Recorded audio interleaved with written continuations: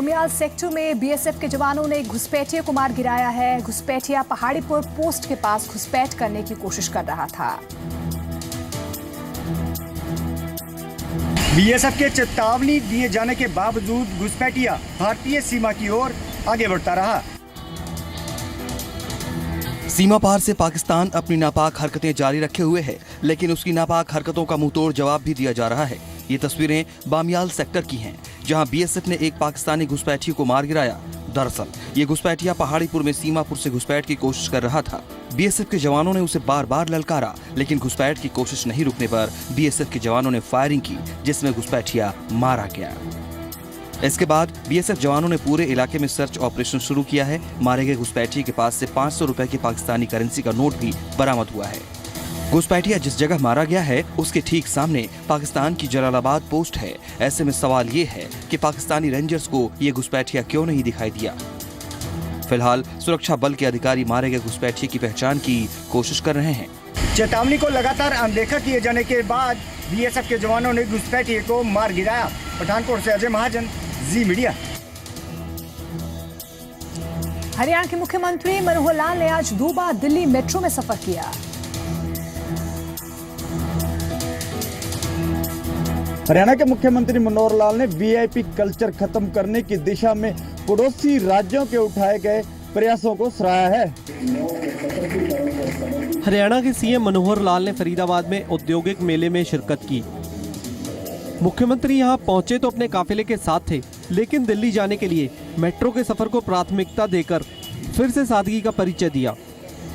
Media ने इसे UP के योगी सरकार और पंजाब की कैप्टन सरकार से जोड़ा, तो सीएम ने कहा कि वो पहले भी मेट्रो और वॉल्वो से सफर कर चुके हैं। उन्होंने कहा कि जनता का पैसा जनता पर खर्च किया जाना चाहिए। उन्होंने यूपी और पंजाब के वीआईपी कल्चर को खत्म करने की दिशा में किए प्रयासों की भी सराहना की। जब भी कभी हमें अवसर मिलता है तो सामान्य लोगों के बीच में रह करके ट्रैवल करना, और ये मैं पहली बार नहीं कर रहा, इससे पहले भी कई बार शताब्दी से मैं जा चुका हूँ, कई बार एक बार मैं वोलो से भी चंडीगढ़ से और करनाल तक आया हूँ। ऐसा अवसर जब भी मिलता है वो सब करते हैं। आते ही जब मैंने मुख्यमंत्री का शपथ ग्रहण किया था तो मैंने जो कर्मचारियों में से 700 कर्मचारी कम किए थे। तो इस प्रकार से जो कर्मचारियों की, पुलिस अधिकारियों की जो संख्या है वो इस वीआईपी कल्चर के साथ जितनी जुड़ी हुई है उसको जितना कम करें, सुरक्षा कारणों से जितना आवश्यक उतना रखना चाहिए, लेकिन जितना कम करना चाहिए उतना आवश्यक नहीं करना चाहिए। इसलिए सब प्रदेशों में मुहिम शुरू हुई है, मैं इसका स्वागत करता हूँ। हरियाणा के सीएम का दावा है कि सरकार उद्योगों को बढ़ावा देने और युवाओं को रोजगार देने के लिए गंभीर है। हमने एक सक्षम योजना चलाई है जिसमें पोस्ट ग्रेजुएट्स उनको रजिस्टर करके और उनको एक मानधन के रूप में 100 घंटे महीना का काम देकर हम 9,000 रुपया उनको मानधन देते हैं। उसी में से आगे इंडस्ट्री वाले के लोगों को, व्यापार के लोगों को ऐसे चैम्बर्स के माध्यम से नौकरी मिले। तो ये हमारा उद्देश्य है कि ज़्यादा से ज़्यादा लोगों को रोजगार मिले।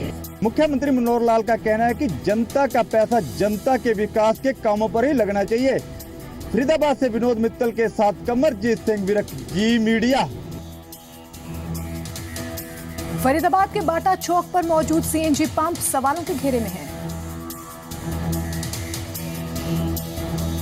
फरीदाबाद में एक सीएनजी पंप पर मार्कर के जरिए रेटों में धांधली करके ग्राहकों को गुमराह किए जाने के आरोप लगे हैं। फरीदाबाद के बाटा चौक पर मौजूद ये सीएनजी पंप सवालों के कटघरे में है। इस सीएनजी पंप पर धोखाधड़ी का आरोप लगा है। आरोप लगाया है सीआईडी के पद पर कार्यरत अधिकारी ऋतुराज नागर ने। ऋतुराज के मुताबिक सीएनजी पंप के मीटर पर काले मार्कर से 4 के अंक को 9 का बनाकर गाड़ियों में सीएनजी भरवाने आए ग्राहकों से पैसे वसूले जा रहे हैं। उनका बिल 247 रुपए आया था, लेकिन उनसे 297 रुपए ले लिए गए। आरोप है कि जब इस बारे में ऋतुराज ने पंप पर मौजूद कर्मी से बात करने की कोशिश की तो वो भागने लगा। मेरे से जो पेमेंट इन्होंने ली वो 297 रुपए ले ली। मैंने कहा चलो कोई नहीं, ठीक है। मैंने इन्हें 500 रुपए दिए, 297 रुपए काट लिए। जैसे ही मैं अपना गाड़ी में बैठा तुरंत एक गुप्ता जी डॉक्टर साहब आए। उन्होंने मेरे से कहा कि जी आपने पेमेंट कितनी दी? मैंने कहा जी मैंने ऐसे 297 रुपए दी। अब वो डॉक्टर साहब कहने लगे नहीं पेमेंट तो इतनी आई है 247 रुपये। अभी मेरे सामने इन्होंने साई मिटाई है। वहाँ से साई मिटाने के बाद मैंने देखा कि साई मिटने के बाद 247 रुपये। मैंने कहा आपने मेरे से पेमेंट इतनी ली है। अब मैंने उससे थोड़ा अपने पुलिस के हिसाब से थोड़ा सा गर्म उसमें थोड़ा वैसा बोला, थोड़ा सा। मैंने कहा क्या बात है भाई, सच बताओ। तो जितने भी अपने ये इनके जो कार्यकर्ता थे यहाँ पे वो सब के सब भाग चुके थे। सीएनजी के पंप मैनेजर उमाशंकर ने ऋतुराज के आरोपों को सिरे से खारिज कर दिया है। सर मुझे नहीं मालूम है सर, मैं तो अपना काम कर रहा था अंदर का, लड़के बाहर काम कर रहे थे, एक लड़के ने किसी लगा लिया होगा, मैंने जाकर देखा तो कुछ नहीं था। लेकिन ऋतुराज इसे अपने साथ धोखाधड़ी बता रहे हैं। ऋतुराज ने मामले की जानकारी पुलिस को दी है। इस बारे में उसने सीएनजी पंप जो संचालक है लड़का, उससे बातचीत करी और हमारे को इंटीमेशन दी है। अब हम उससे भी पूछताछ करेंगे और जो परिवादीगण है जो हमारे पास जिसने सूचना दी है उससे पता जोई करके अगर ये गलत है तो निवारक कार्रवाई करी जाएगी, नहीं तो जांच ठीक तरीके से करके और ठीक कार्रवाई करी जाएगी। सीएनजी पंप मालिक आरोपों से इनकार कर रहा है, जबकि पुलिस जांच में जुट गई है। फरीदाबाद से विनोद मित्तल, जी मीडिया। 9 अप्रैल को होने वाले भोरंज उपचुनाव को लेकर प्रचार लगातार रफ्तार पकड़ रहा है। भोरंज उपचुनाव को लेकर बीजेपी और कांग्रेस के प्रत्याशी अपनी अपनी जीत का दावा कर रहे हैं। भोरंज के सियासी दंगल को फतेह करने के लिए कांग्रेस और बीजेपी ने पूरी ताकत लगा दी है। भोरंज का उपचुनाव दोनों सियासी दलों के लिए नाक का सवाल बन चुका है। बीजेपी के अनिल धीमान कांग्रेस सरकार पर इलाके की अनदेखी का आरोप लगाकर लोगों से वोट मांग रहे हैं, साथ ही पूर्व धूमल सरकार के काम को गिनवा रहे हैं। लोग 4.5 वर्षों के अंदर जो है वो कांग्रेस से जो है वो पूरी तरह से त्रस्त आ चुके हैं, क्योंकि उन्होंने जो चुनावी वायदे जो अपने पिछले चुनाव में किए थे वो उन्होंने एक भी जो है वो नहीं निभाया। कांग्रेस की उम्मीदवार है प्रोमिला देवी। प्रोमिला देवी को अपनी जीत का पूरा भरोसा है। सीएम वीरभद्र सिंह भी प्रोमिला देवी के लिए प्रचार कर चुके हैं। प्रोमिला देवी ने भरेडी में नुक्कड़ सभा की। बीजेपी पर सियासी हमला बोलते हुए कहा कि उपचुनाव में जनता का आशीर्वाद उन्हें जरूर मिलेगा। मैं इस चुनाव को पंचायती राज की तरह लड़ रही हूँ और डोर टू डोर जा रही हूँ। मुझे आप जिताएंगे, आप मुझे जीतने के लिए आशीर्वाद देंगे। बीजेपी उम्मीदवार सरकार की नाकामियां गिना रहे हैं तो कांग्रेस उम्मीदवार वीरभद्र सरकार के विकास कार्यों का गुणगान कर रहे हैं। अरविंदर सिंह, जी मीडिया, हमीरपुर। सुप्रीम कोर्ट ने आज कश्मीर में पैलेट गन पर रोक लगाने से इनकार कर दिया। जीएसटी इस सेशन में ही पारित करना और वो पारित करने के लिए माननीय प्रधानमंत्री जी विपक्ष से और सभी पार्टियों से निवेदन भी किया है। जैसे पिछले दिनों में जीएसटी का कॉन्स्टिट्यूशनल अमेंडमेंट बिल हमने सर्वसम्मति से दोनों सदनों से पारित करवाया। बाद में जैसे एक उदाहरण तौर तरीके से और एक सुचारू रूप से जीएसटी का काउंसिल में आम सहमति बन रही है, वही आज के दिन में जीएसटी होकर के दोनों सदनों के सामने आने वाली है। उसमें सेंट्रल जीएसटी है, स्टेट जीएसटी है, इंटरस्टेट जीएसटी है और डिस्प्यूट रेजोल्यूशन और कॉम्पनसेशन का जीएसटी है। जीएसटी काउंसिल ने जीएसटी की दरें तय कर दी हैं, लेकिन कौन सा सामान किस टैक्स ब्रैकेट में होगा, इसका फैसला 31 मार्च के बाद होगा। जीएसटी से जुड़े 4 बिल लोकसभा में पेश कर दिए गए हैं। लोकसभा में सरकार के बहुमत को देखते हुए इसके आसानी से पास होने की उम्मीद है। जीएसटी को 1 जुलाई से लागू करने की दिशा में एक और कदम बढ़ाते हुए सरकार ने आज जीएसटी से जुड़े 4 बिल को लोकसभा में पेश किया। वित्त मंत्री अरुण जेटली ने आज central GST, integrated GST, union territory GST और कंपनसेशन लॉ को पेश किया। लोकसभा में सरकार के बहुमत को देखते हुए इसके आसानी से पास होने की उम्मीद है। जीएसटी से जुड़े 5वें बिल स्टेट जीएसटी को राज्यों के विधानसभाओं में पास करना है। सरकार को उम्मीद है कि जीएसटी 1 जुलाई से लागू हो जाएगा। जीएसटी आजादी के बाद देश का सबसे बड़ा टैक्स रिफॉर्म है और इससे पूरा देश सिंगल मार्केट बन जाएगा। जीएसटी इस सेशन में ही पारित करना और वो पारित करने के लिए माननीय प्रधानमंत्री जी विपक्ष से और सभी पार्टियों से निवेदन भी किया है। जैसे पिछले दिनों में जीएसटी का कॉन्स्टिट्यूशनल अमेंडमेंट बिल हमने सर्वसम्मति से दोनों सदनों से पारित करवाया। उत्तर प्रदेश के मुख्यमंत्री योगी आदित्यनाथ ने आज लखनऊ के गोमती रिवर फ्रंट पर अधिकारियों के साथ बैठक की है और अधिकारियों को कड़ी हिदायत दी। योगी आदित्यनाथ पिछली सपा सरकार के ड्रीम प्रोजेक्ट कह सकते हैं गोमती रिवर फ्रंट का मुआयना करने आए हैं। उनके साथ सरकार के तमाम मंत्री भी मौजूद हैं। पर्यटन विभाग है रीता बहुगुणा जोशी के पास, वो भी हमें नज़र आती हैं तस्वीरों में। उसके साथ ही डिप्टी सीएम हैं दिनेश शर्मा, सुरेश खन्ना, उपेंद्र तिवारी, ये तमाम लोग उनके साथ हैं। उसके अलावा एलडीए और सिंचाई विभाग से जुड़े हुए अधिकारी भी यहाँ पर मौजूद हैं। सीएम योगी का एक्शन और अधिकारियों को टेंशन। माननीय मुख्यमंत्री जी की प्राथमिकता है नेचुरल वाटर गोमती में आवे, ना इधर की बात ना उधर की बात, सीधा संदेश काम करो वरना घर जाओ। यूपी में अवैध बूचड़खानों पर कार्रवाई से नाराज मीट कारोबारी हड़ताल पर चले गए। कारोबारियों का आरोप है कि प्रशासन ने लंबे समय से बूचड़खानों के लाइसेंस रिन्यू नहीं किए हैं, जिससे परेशानी हो रही है। गोरखपुर, इलाहाबाद और लखनऊ सिर्फ 3 शहरों में नहीं बल्कि यूपी के कई शहरों में मीट कारोबारी इसी तरह प्रदर्शन कर रहे हैं। कारोबारियों का कहना है कि बूचड़खाने बंद होने से उन तक मीट नहीं पहुंच पा रहा, जिससे उनके कारोबार पर असर हो रहा है। जिनका पहले से लाइसेंस बना हुआ है उनका लाइसेंस रिन्यूअल नहीं हो रहा है। इस पे सरकार को विशेष ध्यान देना चाहिए। छोटे दुकानदारों को तो मीट मिले, जो कारोबार है वो अपना चलता रहे। उससे ये है कि भाई 1-2 का तो परिवार है, इसमें कितने परिवार पलते इससे। यूपी सरकार में मंत्री सिद्धार्थनाथ सिंह ने कहा है कि सिर्फ अवैध बूचड़खानों पर ही कार्रवाई हो रही है। चप्पल मारने के आरोपी सांसद रविंद्र गायकवाड़ के समर्थन में शिवसेना ने संसद में विशेष अधिकार हनन प्रस्ताव पेश किया। एयर इंडिया की फ्लाइट में बदसलूकी किए जाने के बावजूद भी शिवसेना अपने सांसद के साथ खड़ी है।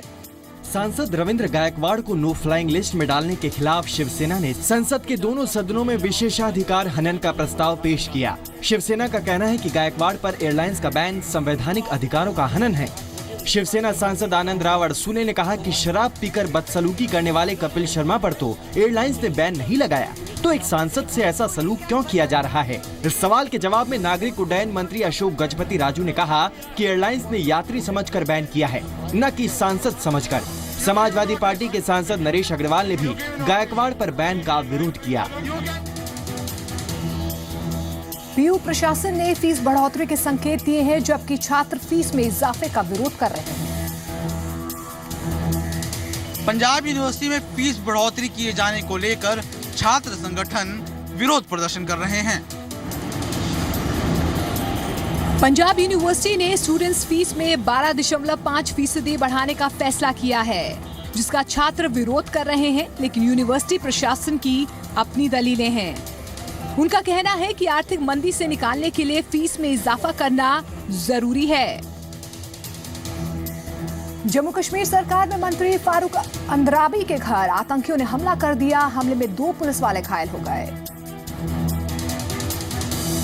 आतंकी हमलों को चुनाव में खलल डालने के तौर पर भी देखा जा रहा है। जम्मू कश्मीर सरकार के मंत्री फारूक अंद्राबी के घर आतंकियों ने हमला कर दिया। हमले में 2 पुलिस वाले घायल हुए हैं।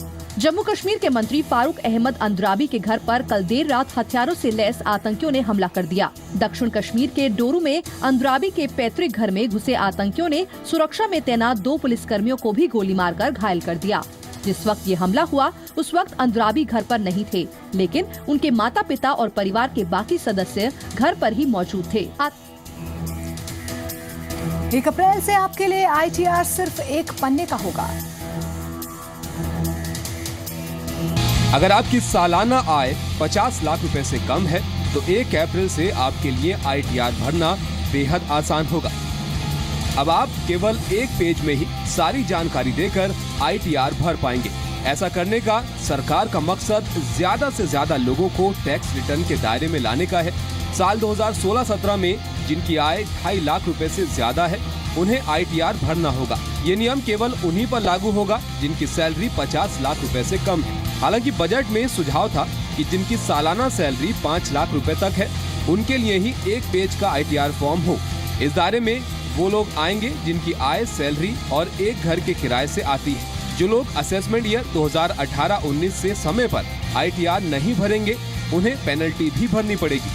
अगर आप ड्यू डेट से 31 दिसंबर के बीच ITR भरेंगे तो 5,000 रुपए की पेनल्टी भरनी होगी। आधार के बढ़ते दायरे को देखते हुए unique identification authority of India ने कमर कस ली।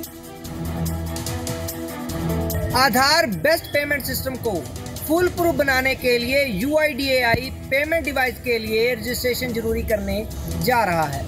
आधार बेस्ड पेमेंट सिस्टम की शुरुआत हो गई है, यानी अगर आपका बैंक अकाउंट आधार कार्ड से जुड़ा है तो आप सिर्फ अंगूठा लगाकर पेमेंट कर सकते हैं।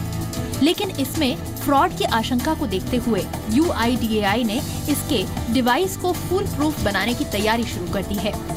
UIDAI ऐसा सिस्टम डेवलप करने जा रहा है जिससे पेमेंट सिर्फ उन्हीं डिवाइस के जरिए होगी जो रजिस्टर्ड होंगे। जालंधर में एक ट्रॉले के ड्राइवर की लापरवाही ने एक हंसते खेलते परिवार की खुशियां छीन ली। हादसे का शिकार परिवार फगवाड़ा का रहने वाला था जो जालंधर घूमने आया हुआ था। जालंधर के PAP चौक पर रफ्तार का कहर कार सवार परिवार की खुशियों पर मौत बनकर टूटा। यहाँ रेत से भरा ओवरलोडेड ट्राला ओवरटेक के चक्कर में क्रूज कार पर जा पलटा, जिसके चलते कार बुरी तरह पिचक गई। कार सवार प्रॉपर्टी डीलर की पत्नी और 2 बच्चों की मौत हो गई, जबकि प्रॉपर्टी डीलर गंभीर रूप से घायल हुआ है। अमावस्या पर धर्मनगरी कुरुक्षेत्र में बड़ी संख्या में श्रद्धालुओं ने ब्रह्म सरोवर में स्नान किया।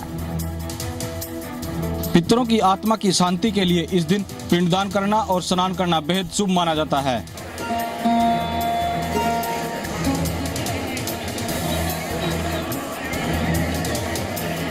अमावस के स्नान के मौके पर पिहोवा और कुरुक्षेत्र में श्रद्धालुओं की खासी भीड़ उमड़ी।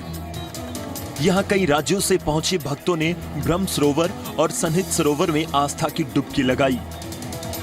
साथ ही पिहोवा सरोवर में भी स्नान किया। स्नान के बाद श्रद्धालु पिहोवा के चैत्र चौदस मेले में भी गए। और अब जाते जाते देखिए मौसम का हाल। मैदानी इलाकों में आज गुरुग्राम के मुकाबले हिसार सबसे ज्यादा गर्म रहा। दिल्ली में अधिकतम तापमान 36 डिग्री सेल्सियस दर्ज हुआ है, जबकि चंडीगढ़ का तापमान 34 डिग्री सेल्सियस रिकॉर्ड हुआ। गुरुग्राम में अधिकतम तापमान 36 डिग्री सेल्सियस को छू गया। हिसार में तापमान 37 डिग्री सेल्सियस तक पहुंच गया। पंजाब की बात करें तो अमृतसर में अधिकतम तापमान 33 डिग्री सेल्सियस रहा, जबकि लुधियाना और पटियाला में highest temperature 34 degree Celsius record हुआ। बठिंडा में अधिकतम पारा 35 डिग्री सेल्सियस रहा। उधर हिमाचल के मनाली में 23 डिग्री और शिमला में 24 डिग्री सेल्सियस पारा नोट किया गया। धर्मशाला में अधिकतम तापमान 27 डिग्री सेल्सियस तक पहुंच गया। वहीं जम्मू कश्मीर की राजधानी श्रीनगर में पारा 22 डिग्री सेल्सियस रिकॉर्ड किया गया। पंजाब के बड़े शहरों में भी पारा 35 डिग्री सेल्सियस के करीब पहुंच रहा है, जबकि पहाड़ी शहरों में भी बढ़ता पारा असर दिखाने लगा है। ब्यूरो रिपोर्ट, जी मीडिया।